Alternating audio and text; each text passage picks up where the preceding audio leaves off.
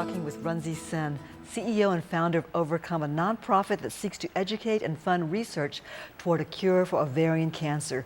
Ovarcome also offers care packages to women undergoing treatment. Joining Runsi is Angelisa, a 30-year-old veterinary technician with an associate's degree in applied animal science and now an Ovarcome ambassador. Thank you for coming on the show. No problem, no problem. Anything she needs, I'm here.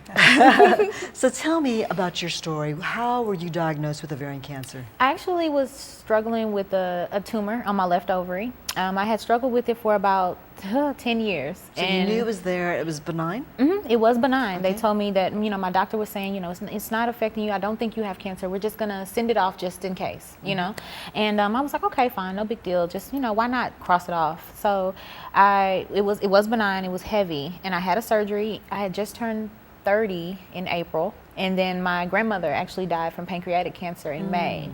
And then I had this surgery in June, and she sent it off, and then she called me. She was like, Angelisa, I need you to come in. And I was like, oh goodness, I got nervous. And right, then of course. she said, well, you have cancer. You have ovarian cancer. I'm gonna have to send you off, refer you to another doctor that's gonna help you get through this. And I was like, wow, it was. Okay, so you're 30 years old, you're young. This is sort of like we think of this disease as someone who's in their 60s maybe, or Absolutely. past menopause at least. Yeah. How did you feel when you were told that? I mean, you honestly, must have been shocked. I was shocked. I was disturbed. I was sad. I actually had made my mom come with me to that appointment because I knew she was going to tell me something that was going to be unsettling. So my mom was just devastated. I didn't really know what to do. It's like I walked out of there with cancer. I didn't know how to feel. I didn't know how to think. Did you even know what the symptoms were or anything? Absolutely not. Absolutely not. My grandmother was diagnosed with pancreatic cancer. She didn't live very long after she was diagnosed. She lived for about 2 months. So she was tired, but my grandmother was 96. So she was always tired, Wow. So we didn't really see many symptoms with her. She didn't go through any chemotherapy or anything like that. So it was I didn't know what to expect. I didn't know what to expect. I hear things about what chemotherapy can do to you, but I've never experienced it. So they immediately said you need to go to chemo and I saw the 6 doctor. months, right? Yes, ma'am. On the first time I went to go see Dr. Lucci, he told me we're gonna do 6 months 6 months of chemotherapy, and I was like, wow, really? And he was like, well, I need you to have a surgery to get this portacath put in. I'm like, another surgery? It was just a lot. He gave me 2 options actually. He was like, we can just go ahead and give you a complete hysterectomy, and then you'll still do 6 months of chemotherapy, or we can keep your uterus and then you do 6 months of therapy, and then we can go ahead and put you in a menopausal state.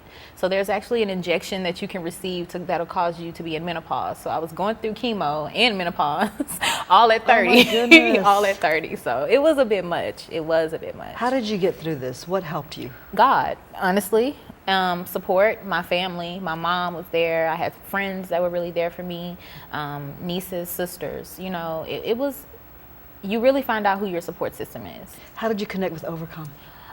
They actually, when at the hospital, they have an advisor there, financial advisor, that gives you packets and things like that of, SNAP and food stamps, that kind of stuff. And they actually gave me a packet of a bunch of charities that to reach out to see whomever would decide to assist me. And honestly, I reached out to about 10, 15 charities, and Runsi was the only one who responded to me. Ovarcome was the only charity who responded to me and actually assisted me throughout this process. And Runsi, what kind of help were you offering her? So the Overcare package that she was a recipient of is we try to help these women when they're going through this kind of a challenge in their lives, some lifestyle support. So our Overcare package contains like a gas card, it contains a grocery card, it contains a financial grant, and then it's optional, but you can also have a spa certificate, and you can also have like a health restoration consultation with one of our advisory board members. She runs her own integrative medicine practice, and so she offers this service to our patients as well. So the package in itself is beneficial for the patients. It's like body, soul, and spirit, taking care of the whole woman. Yes, right? that's what we aim to do. Very practical with the gas and groceries, but also something to pamper you a little bit with the spa, because I'm sure you're feeling devastated. Absolutely. Right, and depressed too. And then you have this integrative lifestyle.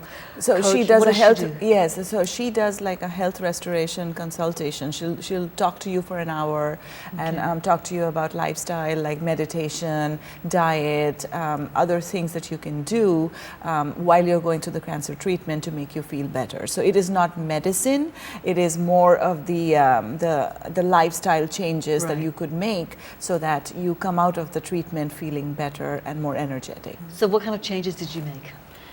Well, I already was pretty healthy eating wise. I was honestly, more so surprised that I was the one with cancer because I'm like the healthiest person I know. You know, I eat very well, I exercise, and you know, I was very surprised. So the changes that I actually took with integrative medicine was just more so mental.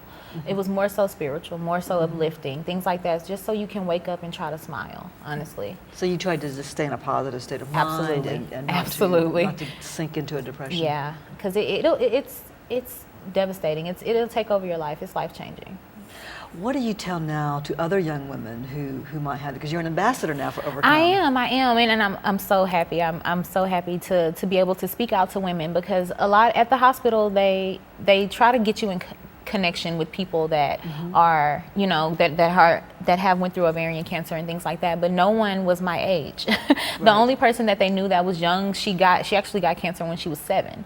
So so I didn't have no one really to speak to, no one that could understand what I was going through being at this life stage, you know, in the 30s. So I try to tell everybody, you have to find out, you have to make sure that you're going to your doctor, things like that. Women my age, they don't really go to the gyno that often. Did you have any symptoms that Runsi mentioned earlier? This, you know, bloated feeling or tired all the time, or that during chemotherapy? No, during no, cancer? before you were Well, diagnosed. I had this large tumor. That's why I had the you were always surgery, told you're okay. So yeah, but I mean, I didn't know that it was leading to cancer. No, by no means. But I was dealing with this. The only thing that I noticed was it was painful. It was painful, but that's about it. I had no little hints. And now you're cancer-free, right? I am cancer-free. I have been That's cancer-free since wonderful. February. Yes. That's great. And Runsi, we were showing some pictures on the screen earlier there about some of your work overseas. You do, this is a global effort for you, for Ovarcome, right? Tell me the different countries you are in. So we are in India and Africa primarily, and what we do in Africa is we have volunteers there on the ground. They go out and distribute our symptom cards, and you know, it's really at the grassroots level where they are actually going house to house and talking to women and families about the signs and symptoms of ovarian cancer, and also educating the community together. So you have lots of ambassadors over there to yes, spread we the do. word, right? And then in India, we have 3 major hospitals, one in Delhi, one in Calcutta, one in Mumbai, that we partner with, and there we are actually sponsoring their chemotherapy treatments, basically for the patients.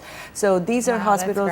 These are hospitals where the chemotherapy treatment is already subsidized. And so these are already subsidized, but when we partner with them, it virtually becomes free for the patient. And so that's what we offer in India. We actually sponsor their chemotherapy. This is such a good organization. What percentage approximately of all contributions and donations go to actual real help to the people out there who need it, either in education or in research?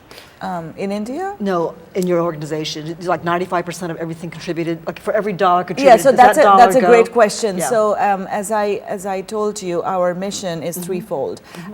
Between Overcare, which is our financial support package, then we also offer research grant funding, and then our awareness. I would say our focus, especially particularly this year and probably going forward, is going to be on the Overcare program, because it is such a high impact program, and we feel that there is a big need for it. Not just, and I wanted to quickly mention also is we started the Overcare program in partnership with MD Anderson in 2014.